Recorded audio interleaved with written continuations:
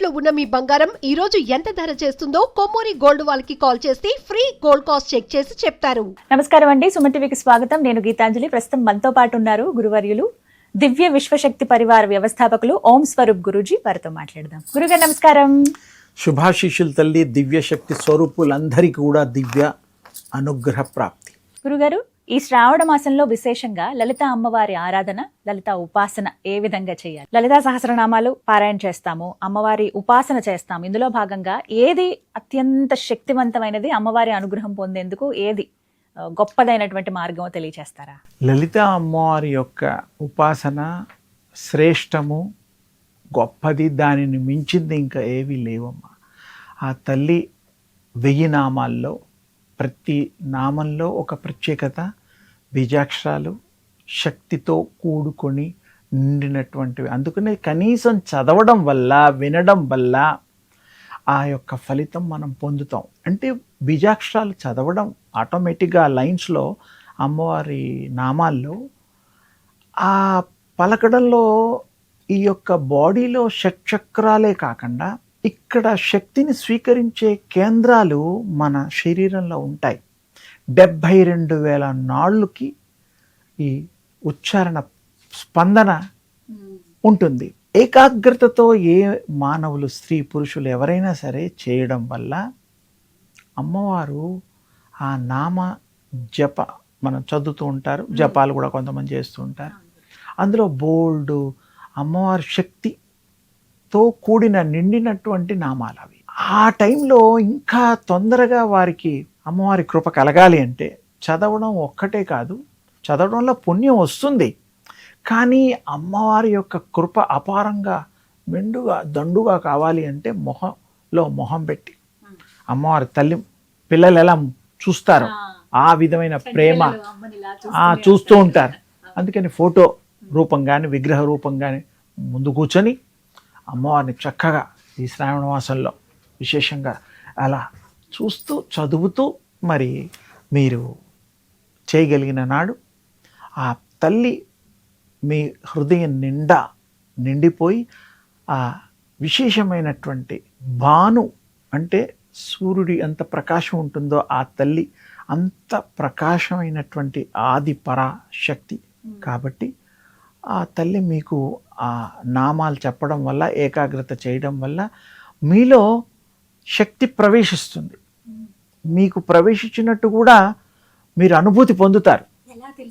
ఇలా మీరు చూస్తున్నప్పుడు ఒక మనిషి మీద మంచి అభిప్రాయం కలుగుతుంది. ఇన్ జనరల్గా కొంతమందిని చూస్తే వద్దులే మనకెందుకులే అనిపిస్తుంది.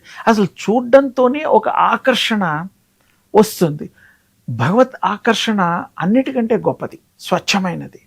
ఆ తల్లిని ఇలా విగ్రహం రూపంలో కానీ ఫోటో రూపంలో చూస్తూ చేయడం వల్ల ఆ తల్లి కళ్ళల్లో ఈ బిడ్డ కళ్ళు పెట్టి చూడగలిగిన ఆ కాస్త శ్రమ తీసుకుంటే ఆ కళ్ళల్లోంచి శక్తి ప్రసరణ జరుగుతుంది. అంటే ఇప్పుడు ఉండే విగ్రహం అలా చేస్తున్న కాసేపటికి ఒక జీవం ఉన్న మనుషుల్ని మనం ఎలా చూస్తున్నామో ఆ భావంతో ఆ తల్లి అక్కడ కూర్చుంటుంది. చాలా తేలిక, అది దృష్టి పెట్టిన వాళ్ళకి తెలుస్తుంది. మామూలుగా చూసే వాళ్ళకి ఫోటోనే అనిపిస్తుంది, కానీ అందులో జీవం వస్తుంది, శక్తి వస్తుంది. శక్తితో కూడుకిన అమ్మవారి యొక్క ఆ ఆసనంలో కూర్చుంటే, ఆసనం అమ్మవారి రకరకాల రూపాల్లో సేవ చేసుకుంటారు. కాబట్టి అది ఒక విచిత్రం. మీతో ఈరోజు నేను అంటే మీకు చెబితే సంతోషిస్తారు, ఇలా చేస్తే అనుభూతులు కూడా కలుగుతాయనే ఉద్దేశంతో కొన్ని సంవత్సరాల క్రితం అమ్మవారిది ఉపాసన భాగంలో ఇలాగే నేను ఇప్పుడు చెప్పినట్టుగానే కూర్చుని అమ్మవారిని, నాకు ఇప్పుడు దర్శన భాగ్యం కావాలి అంటే విగ్రహ రూపం కాదు, ఇప్పుడు మా అమ్మని చూసినట్టుగా మా సాక్షిభూతం నాకు కావాలి, నాకు అలా సాక్షాత్కారం కావాలి, ఎక్కడో 1000 సంవత్సరాలు అని నేను కూర్చొని చక్కగా నైట్లో బ్రాహ్మీ ముహూర్తంలో నేను ఎక్కువ ఆ టైంనే ఎక్కువ ప్రిఫర్ చేస్తాను. నా అదృష్టం పూర్వజన్మ సుకృతం. అమ్మవారిని ఇలా చూస్తూ ఉంటే అక్కడ నాకు ఆ ఏ రూపంతో అయితే నేను అమ్మవారిని పెట్టుకున్నానో ఆ రూపం ఒక మామూలుగా మా తల్లిలాగా ఒక సజీవంగా ఆ రూపం మారిపోయింది. చాలా గొప్ప విశేషం. అందులోంచి ఆ ముఖ కవళికలు, ఆ నవ్వు, తర్వాత ఆభరణాల మెరుపులు, అవన్నీ ఎంత అంటే ఆశ్చర్యచకితం కాదు, కానీ నేను అలా ఇలా కళ్ళప్ప చెప్పేసేసి నిశ్చేష్టులను అయిపోయాను. పోతాం అప్పుడు ఇంకేం అది నాకు అది మామూలు వాళ్ళకి చెబితే ఆ ట్యూన్ లో ఉండే వాళ్ళకి అర్థమవుతుంది. ఈ చాలా మందికి దర్శనాలు కూడా అయ్యాయని నేను నమ్ముతాను, ఎందుకంటే నాకైంది కాబట్టి. ఎవరికో అయిందా కాలేదా అని సంశయం వద్దు, మీరు మనసు పెడితే తప్పకుండా అవుతుంది.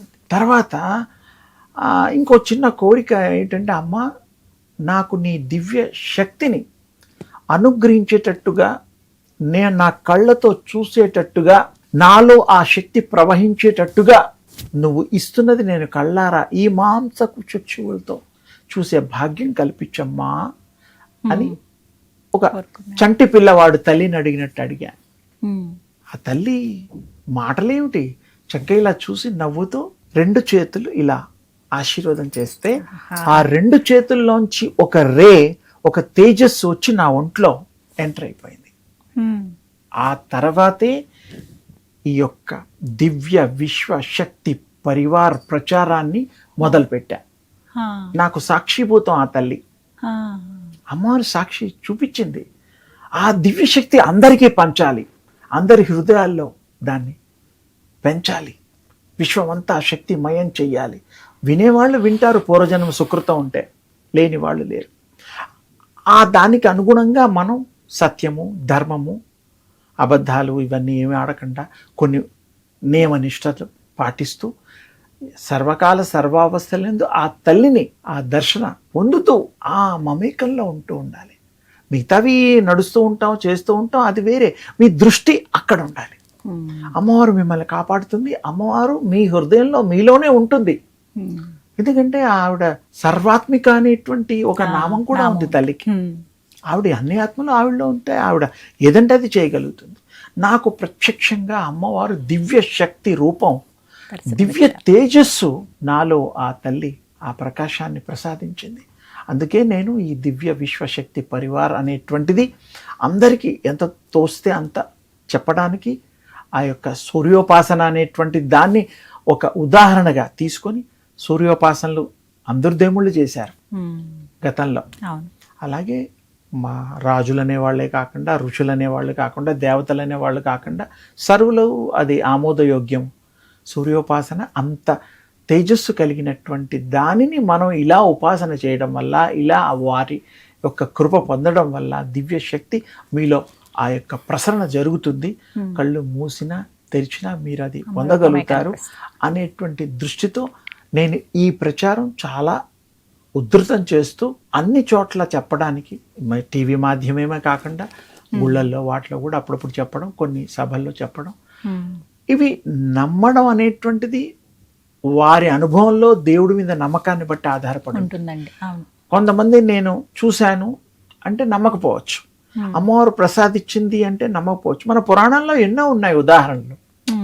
వారు దేవుళ్ళు మాట్లాడినట్టుగా కూడా ఉంది, నేను మాట్లాడినట్టు చెప్పలేదు, అనుగ్రహించారని చెప్పాను. అందుకని అందరూ ఇది వారు ప్రయత్నం చేసి సఫలీకృతులై ధన్యులు కావాలని నా ఆశీస్సులు. అయితే అది లలిత సహస్రనామ పారాయణం ద్వారా కూడా అదే చెయ్యొచ్చు. అమ్మవారి నామాలు ఇప్పుడు శ్రావణ మాసంలో ప్రతిరోజు చేయమంటారు గురుగారు? శుక్రవారాలు, మంగళవారాలు? అసలు సర్వకాల సర్వావస్థలు ఆ తల్లిని ఈ మాసం అంతా కూడా అసలు అమ్మవారే మీరైపోతారు.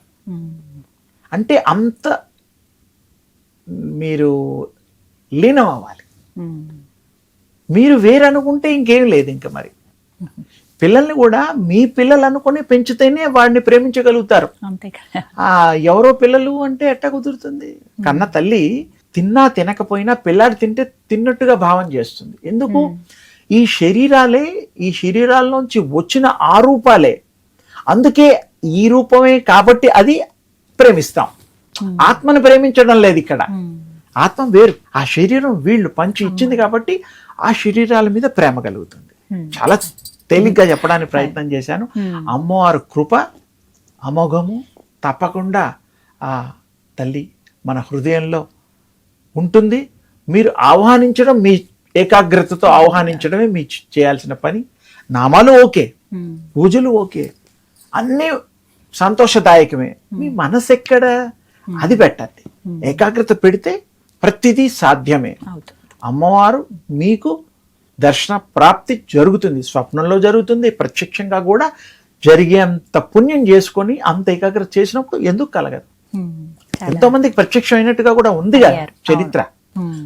అలాగే అందరూ ధన్యత నొందాలని నా యొక్క దివ్యాశిషి. చాలా సంతోషం గురుగారు, చక్కగా వివరించారండి.